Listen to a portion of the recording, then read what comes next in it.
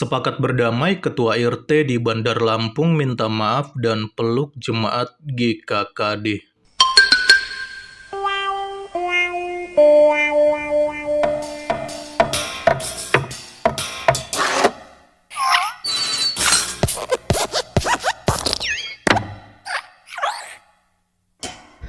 Informasi yang beredar menyatakan bahwa kasus pembubaran ibadah di Lampung telah dinaikkan statusnya ke penyidikan oleh pihak Polda Lampung. Saya Ferdinand Hutayan menyatakan mendukung sepenuhnya Polda Lampung untuk segera menetapkan tersangka atas perkara pembubaran ibadah tersebut. Tidak ada alasan apapun untuk memberikan mereka toleransi karena mereka adalah kaum intoleran. Tidak ada alasan yang menyatakan bahwa ibadah tersebut tidak ada izin. Beribadah tidak perlu izin di negara ini. Meskipun mendirikan rumah ibadah diperlukan izin. Pemerintah, penegak hukum harus memberikan pelajaran supaya ke depan tidak ada lagi perilaku-perilaku intoleran seperti ini di negara yang berpancasila ini. Kalau mau Indonesia aman, tertib, maka Polri harus segera menghadapkan pelaku ke persidangan untuk diberikan hukuman atas perilakunya yang telah melanggar aturan. Salam dari saya, Ferdinand Hutayan. Baru saja politikus Ferdinand Hutayan mengeluarkan statement ini kemarin dan meminta supaya kepolisian menaikkan status Ketua RT menjadi tersangka karena sudah bersikap intoleran. Ternyata hari ini bukannya dinaikkan statusnya menjadi tersangka, tetapi malah keluar berita kalau Ketua RT yang ada di Lampung ini, ya, dan pihak dari GKKD atau Gereja Kristen Kemah Daud, akhirnya mereka sepakat untuk berdamai. Jadi setelah Ketua RT Lampung di BAP oleh Polda Lampung, kemudian diadakan mediasi dengan pihak GKKD, maka diketahui akhirnya Ketua RT ini meminta maaf dan menyesal. Kemudian mereka saling peluk dan berdamai. Dan di dalam mediasi tersebut setidaknya ada 6 poin yang disepakati bersama. Poin pertama, kami dari pihak Gereja Kristen Kemah Daud dan warga Lingsu siap untuk saling menjaga toleransi, kerukunan umat beragama, dan keamanan bersama. Oke, tidak ada masalah ya di sini ya. Semoga warga Lingsu ya, khususnya juga yang ada di sekitaran Gereja Kristen Kemah Daud yang ada di Lampung ini, mereka bisa tetap menjaga kerukunan umat beragama, bukan hanya secara sepihak, tetapi secara dua arah, bukan hanya dari pihak GKKD, tetapi juga masyarakat mayoritas yang ada di situ, mereka juga mau menjaga toleransi kerukunan antar umat beragama di tempat ini. Poin yang kedua, kedua belah pihak saling memaafkan dan tidak menuntut apapun dalam bentuk jalur hukum, baik perdata maupun pidana, dan menyerahkan proses hukum kepada pemerintah yang berwenang. Jadi dari kedua belah pihak ternyata sudah saling memaafkan dan tidak menuntut apapun dalam bentuk jalur hukum ya, baik perdata maupun pidana, dan sepertinya memang pihak GKKD tidak mau membawa masalah ini terlalu berlarut-larut ya, tidak mau membawa masalah ini ke jenjang yang lebih tinggi, dan dia hanya menyerahkan proses hukum kepada pemerintah yang berwenang. Tapi kalau memang dari pihak GKKD-nya sendiri, mereka sudah berdamai, ya saya pikir ini bakal selesai begitu aja ya. Poin yang ketiga, pihak masyarakat terkhusus Bapak Wawan dan pihak jemaat GKKD sudah saling memaafkan. Ya, sebagaimana yang sudah kita lihat ya, seperti di gambar, dan mereka sudah berpelukan seperti Teletubbies, dan semogalah pelukannya Pak Wawan alias Bang Jago ini benar-benar pelukan yang tulus, bukan pelukan yang munafik karena takut diproses secara hukum. Kita kan nggak tahu isi hati manusia, bisa aja berpelukan, tetapi sebenarnya dalam hati, wah ini adalah kesempatan saya supaya saya bisa lolos dari jeratan hukum. Poin yang keempat, Bapak Wawan menyadari kekeliruan-kekeliruan yang telah dilakukan dan menyatakan bahwa dengan tulus ikhlas dan meminta maaf kepada jemaat GKKD. Pihak yang merasakan dampak dari peristiwa ini, wabil khusus bagi umat Kristiani atau pemeluk agama lainnya. Oke, jadi berdasarkan pengakuannya dari Pak Wawan sendiri, dia sudah menyatakan dan meminta maaf dengan tulus dan ikhlas katanya ya. Oke, ya kita kan nggak tahu. Bisa aja secara lisan ngomongnya tulus dan ikhlas, Tapi dari dalam hati kita kan nggak tahu. Karena ini kontras sekali dengan sewaktu ketika dia masuk lewat pagar, lalu membubarkan ibadah secara paksa, bahkan sampai bentak-bentak. Bahkan ada satu kalimatnya itu yang luar biasa parah saya pikir. Dia bilang mau diobrak-abrik katanya. Wow, kenapa bisa langsung berubah 180 derajat seperti ini? Dari yang sebelum viral, akhirnya viral, kok jadi kuyup begini, kok jadi seperti kucing disiram air. Kemana Bapak Wawan atau si Bang Jago yang kami kenal kemarin? Apakah sudah hilang? Ya, kita nggak tahu ini, mana sebenarnya karakter dari Bang Wawan yang benar-benar asli gitu ya. Apakah sebelum viral atau sesudah viral? Ya tapi namanya manusia ya.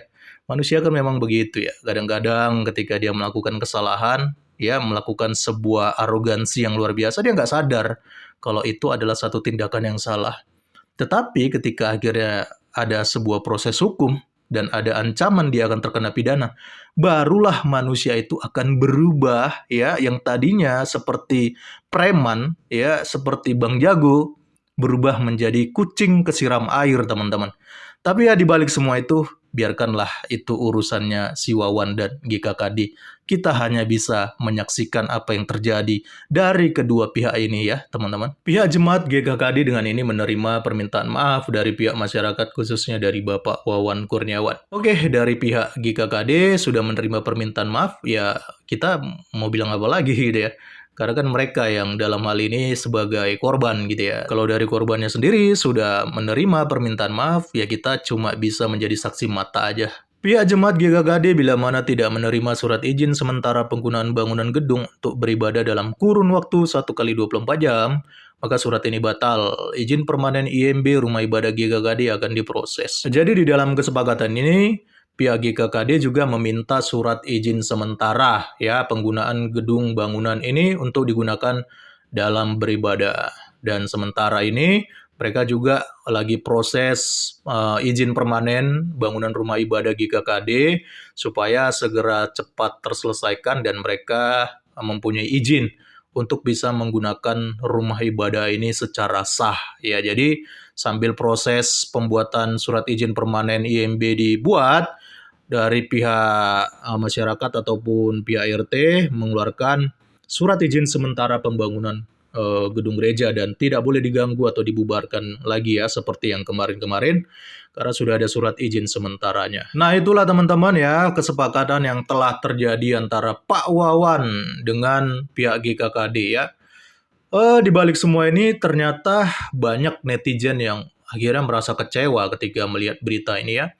Dan setidaknya hal itu bisa kita lihat dari komentar berikut ini. Damai itu baik, tapi proses hukum harus tetap berjalan. Nah ini saya setuju. Memang kita sebagai umat Kristen harus menjadi umat yang mengajarkan kedamaian. Itu iya. Tapi di balik semua ini tentu harus ada namanya proses hukum, konsekuensi hukum. Karena kita tinggal di negara hukum. Jadi bagaimana mungkin kita bisa mengedukasi orang tentang hukum kalau kita sendiri ada sesuatu yang terjadi ujung-ujungnya hanya berdamai-berdamai tanpa harus diproses secara hukum. Karena begini ya, hal seperti ini kan bukan hanya sekali dua kali terjadi. Kalau hanya sekali dua kali terjadi, it's okay lah. Kita berdamai begitu saja, it's okay. Tapi masalahnya ini sudah terjadi berulang-ulang. Kalau proses hukumnya sendiri tidak jelas, tidak ada proses hukum yang baik, maka yang saya khawatirkan, hal seperti ini nanti bisa terjadi lagi dan diikuti oleh daerah-daerah lain. Kenapa? Karena bagi mereka, ya ketika mereka mengganggu tempat ibadah minoritas, toh nanti ujung-ujungnya juga pasti akan berdamai. Toh nanti ujung-ujungnya minoritas pasti akan memaafkan dan berdamai. Dan akhirnya proses hukum itu dikesampingkan, diabaikan. Jadi akhirnya ini bisa menjadi sebuah agenda rutinan ya untuk terus membubarkan dan mempersekusi tempat ibadah. Kan nggak baik juga kalau begini. Jadi oke lah, GKKD baik, mereka sudah memaafkan, berdamai. Tapi ingat, ada namanya proses hukum dan saya pikir itu harus tetap dijalankan lah supaya ada konsekuensi dan ada efek jerahnya. Yang kedua, coba kalau posisi dibalik, ada yang tahu keadaan bagaimana. Oh, saya tahu kalau posisi dibalik keadaan bagaimana. Ya, bisa-bisa Yang minoritas, tahulah ya teman-teman. Contohnya aja kita bisa lihat ya, Pak Ahok yang hanya mengutip nih, dia mengutip surat Al-Maidah ya, bukan membubarkan ibadah dia. Oh, kalau membubarkan ibadah bisa lebih parah dia nanti tuh. Jadi dia hanya mengutip surat Al-Maidah dan dia juga sudah minta maaf ya.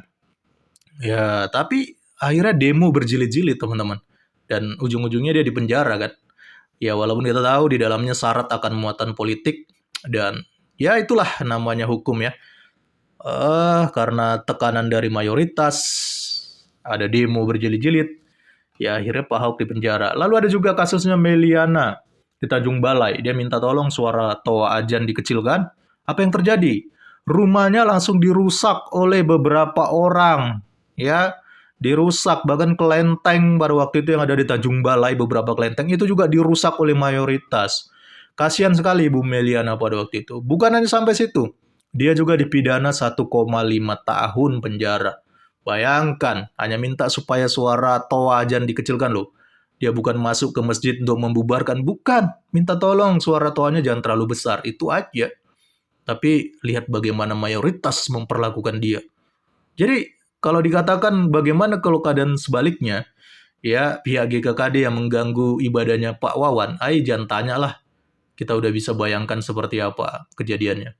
Seharusnya proses hukumnya jalan terus biar tidak akan terulang lagi. Kita semua tahu bahwa negara Indonesia ini negara Pancasila, bukan negara mayoritas. Ya, kita adalah negara Pancasila, tapi masalahnya prakteknya di lapangan seringkali nilai-nilai dari Pancasila itu diabaikan. Jadi lebih cenderung hukum itu takut terhadap tekanan mayoritas gitu loh.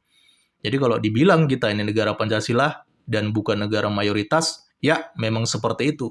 Tetapi seringkali prakteknya di lapangan itu tidak seperti itu dan kita harus akui itu. Dan harusnya ini juga menjadi concern ya, menjadi perhatian pemerintah. Apakah benar bahwa negara kita ini adalah Pancasila, ya, yang mana ada kesetaraan antar umat beragama, atau jangan-jangan hanya semboyannya doang yang negara Pancasila. Nah, ini yang perlu dievaluasi. Inilah keluh kesah dari para netizen ya, teman-teman. Kalau menurut saya secara pribadi sih, saya juga setuju dengan tanggapan netizen ini ya. Bahwa proses hukum itu harusnya tetap berjalan supaya hal ini tidak dianggap sekedar persoalan biasa gitu loh. Ya, jadi ini masalah serius, bukan persoalan biasa. Tapi kalau kita dikit-dikit damai, tidak ada proses hukum, ya orang akan menganggap ini persoalan biasa. Padahal harusnya kasus-kasus seperti ini bisa membuat atau menjadi tekanan bagi pemerintah agar regulasi SKB 2 Menteri itu segera dicabut kalau kita lanjut ke proses hukum. Tapi apa boleh buat kalau ujung-ujungnya damai, ya, maka pemerintah pun akan merasa baik-baik aja karena ujung-ujungnya damai. Coba kalau kita terus lanjutkan ini secara hukum, maka pasti pemerintah akan merasa tertekan gitu dan mereka pasti akan segera mengevaluasi regulasi SKB 2 Menteri ini, bahkan kalau boleh dicabut sebagaimana yang pernah dijanjikan oleh pemerintah-pemerintah kita sebelumnya. Tapi apa boleh buat ya? Kita cuma bisa menyaksikan lah ya, karena yang mengalami ini kan adalah pihak dari GKKD dan GKKD-nya sendiri sudah setuju berdamai. Ya jadi mau nggak mau ya itu keputusan mereka, karena mereka adalah korban ya kita hargai. Ya mungkin dari perspektif mereka damai ini adalah yang terbaik, ya itu terserah mereka lah. Kita cuma bisa berdoa supaya semoga kejadian ini tidak terjadi lagi, dan yang paling utama akar masalahnya SKB 2 Menteri itu harus segera dicabut dan dihapus. Maka dengan demikian tidak ada lagi alasan dari mayoritas untuk menindas atau mempersekusi ibadahnya minoritas. Oke. Itu saja mungkin yang bisa saya sampaikan dalam video kali ini, dan bagaimana menurut teman-teman semua ya. Silakan berikan tanggapan di dalam komentar, apakah teman-teman setuju berdamai atau proses hukum. Ya, silakan berikan perspektif teman-teman di kolom komentar. Salam kritis, Tuhan Yesus memberkati. Salam.